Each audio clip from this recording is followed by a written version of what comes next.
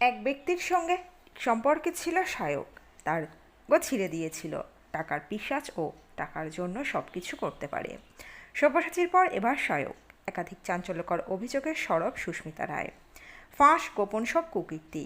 জনপ্রিয় ব্লগারের ভাবমূর্তিতে ফের প্রশ্নচিহ্ন। বিস্তারিত থাকছে প্রতিবেদনে। বন্ধুরা, চ্যানেলে নতুন হলে চ্যানেলটি সাবস্ক্রাইব করে রাখতে পারেন ও ভিডিওটি শেয়ার করতে পারেন। সাম্প্রতিক কিছু ঘটনা নিয়ে সামাজিক মাধ্যমে যে ঝড় উঠেছে তার কেন্দ্রে রয়েছেন অভিনেত্রী সুস্মিতা রায়। নতুন করে জীবন শুরু করার ঘোষণা ঘিরে যখন নানান মন্তব্য চলছিল, ঠিক তখনই তিনি একের পর এক পোস্ট করে যেন পুরো আলোচনার দিকটাই নিজের দিকে বদলে দিলেন। বিশেষ করে তার প্রকাশ করা ব্যাংক লেনদেনের তথ্য অনেকের চোখ খুলে দিয়েছে। কারণ এতে দেখা যায় দীর্ঘদিন ধরে তিনি আর্থিকভাবে সহায়তা করে গিয়েছেন সব্যসাচী চক্রবর্তীকে। এতদিন যেসব অভিযোগ একতরফা মনে হচ্ছিল, সেগুলো হঠাৎ করেই অনেক জটিল হয়ে ওঠে। তবে বিষয়টি শুধুমাত্র আর্থিক দিকেই আটকে থাকেনি।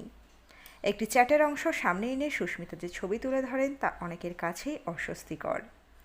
কথোপকথনের চাপ, দোষারোপ এবং হুমকির ইঙ্গিত মিলিয়ে যেন একটি মানসিক চাপে ভরা সম্পর্কের ইঙ্গিত বলেই মনে করছেন অনেকে। লাইভে এসে তার কান্নায় ভেঙে পড়া ঘটনাটিকে আরও মানবিক করে তুলেছে, যেখানে অভিযোগের পাশাপাশি তার অসহায়তাও স্পষ্ট হয়েছে। এই পুরো বিতর্কের মাঝে নতুন করে উঠে এসেছে সায়ক চক্রবর্তীর নামও। সুস্মিতার দাবি, সামাজিক মাধ্যমে নিত্যদিনের ব্লগে যে সুখী পরিবারের ছবি তুলে ধরা হয় সেটা পুরোটাই সাজানো। তার কথায় ব্লগে দেখানো সম্পর্ক, ভালোবাসা সবই দর্শকের পছন্দের জন্য তৈরি একটি কন্টেন্ট। এমনকি তিনি অভিযোগ করেন, টাকার জন্য অনেক সময় বাস্তবের অস্বস্তিকর ঘটনাকেও ক্যামেরাবন্দি করতে পিছপা হন না সায়ক। উদাহরণ হিসেবে তিনি দেবলীনা নন্দীর বিয়ের প্রসঙ্গ টেনে বলেন, অপমানজনক পরিস্থিতির মধ্যেও ভিডিও বানাতে বাধ্য করা হয়েছিল। সুস্মিতার ভাষায়, সায়ক টাকা ছাড়া কিছু চেনে না। টাকার জন্য ও সব কিছু করতে পারে। চক্রবর্তী পরিবারের কাছে এই ব্লগ বানিয়ে মানুষের সহানুভূতি পাওয়াটা একটা ব্যবসা। প্রসঙ্গত ব্যক্তিগত সম্পর্কের দিক থেকেও সায়ককে ঘিরে বিস্ফোরক কিছু তথ্য সামনে আনেন সুস্মিতা। তিনি দাবি করেন, একসময় সায়ক একজন পুরুষের সঙ্গে সম্পর্ক ছিলেন এবং সেই সম্পর্কের একটি ঘটনায় গুরুতর শারীরিক সমস্যার মুখে পড়তে হয়েছিল তাঁকে।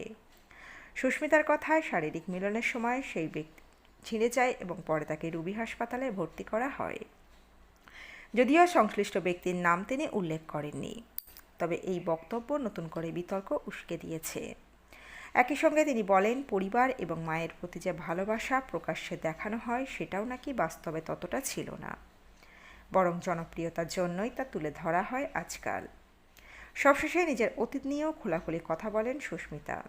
তিনি জানান, এর আগেও একটি বিয়ে করেছিলেন, যেখানে প্রতারণার শিকার হয়ে প্রায় অসম্মানজনক পরিস্থিতির মধ্যে থাকতে হয়েছিল তাঁকে।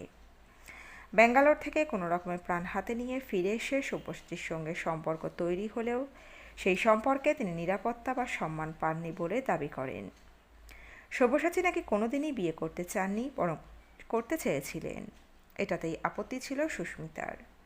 তিনি বলেন, নিজেই যখন নিজের অন্ধকার অতীত খোলাখুলিভাবে প্রকাশ্যে আনছেন, যদি সৎসাহস থাকে তাহলে সায়ক এবং সব্যসাচীও যেন নিজেদের অতীত এবং আসল চরিত্র সবার সামনে আনেন, তবেই সুস্মিতার দিকে আঙুল তোলেন। এর উত্তরে সায়ক কিন্তু কোনো ভিডিও করেনি। সে ফেসবুকে একটি পোস্ট লেখে। সেখানে লেখে, সুস্মিতার ইমেজ বজায় রাখার দায়িত্ব আমাদের উপরেই ঠেলেছিল। ওকে ভালোবাসতাম সবাই, কী বা করাচ্ছিল। এবারেও চাইছিল ইমেজ বিল্ডিং। কল রেকর্ডিংটা ভালো করে শুনলে বুঝতেন যে আমাকে ওর বাড়িতে বারবার ডেকে পাঠাচ্ছিল। পারল না তাই নোংরামি।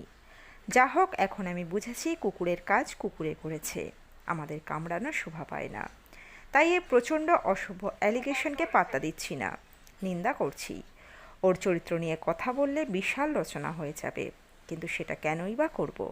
তাতে ওর রুচির সাথে আমাদের ফারাক থাকবে না। সোশ্যাল মিডিয়ায় এসব নিয়ে আর না। তো বন্ধুরা, এই প্রতিবেদনে ছিল এতটুকুই। দ্রুত ফিরে আসছি এরকমই নতুন আপডেট নিয়ে।